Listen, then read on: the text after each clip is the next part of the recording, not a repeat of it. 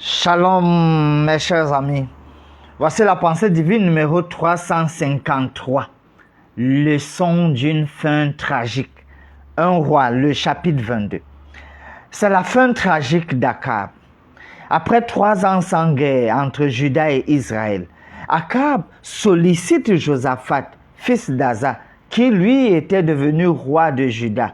Il le sollicite pour aller en guerre contre la Syrie. Alors que 400 prophètes corrompus encouragent Akab à aller en guerre, et il est soutenu par Sédécias, Michée, homme de Dieu, malheureusement haï par Akab, parce qu'il y a des politiciens qui n'aiment pas écouter la vérité que peuvent dire les hommes de Dieu. Alors, voilà que Akab détestait Michée. Pourtant, Michée avait vu Israël dispersé, que non, ça ne devait pas aller. Lors du combat, Akab est donc tué et la parole de l'Éternel s'accomplit.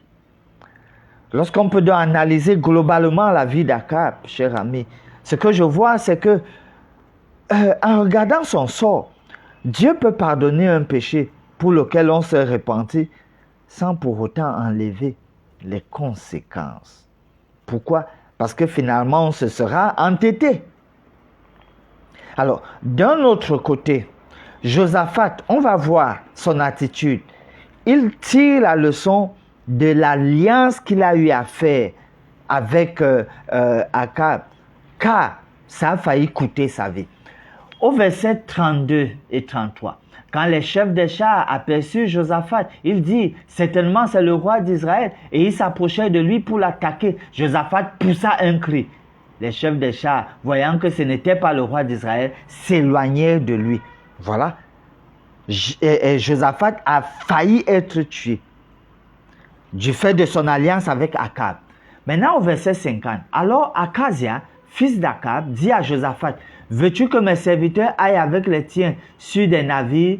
Et Josaphat ne voulut pas. Donc lorsqu'après le fils d'Akab veut encore avoir une alliance avec Josaphat, Josaphat refuse. Pourquoi? Parce que quand il a d'abord fait alliance avec Akab, ça a failli coûter sa vie. Et donc il tire la leçon de la fin tragique d'Akab. Et je crois que c'est quelque chose qui manque à plusieurs personnes.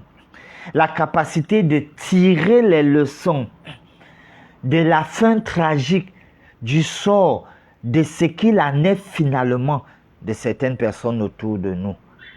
Tirer la leçon. Oui, chers amis, développons cette habitude de tirer les leçons des expériences que nous voyons les autres avoir et devenons sages.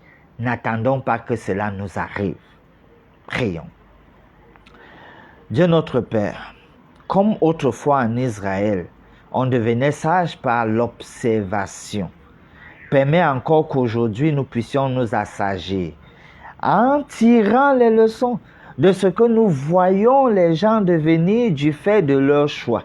La capacité, Seigneur, donne-nous cette capacité de tirer les leçons de ce qui se passe dans la vie de certains qui ont fait certains choix.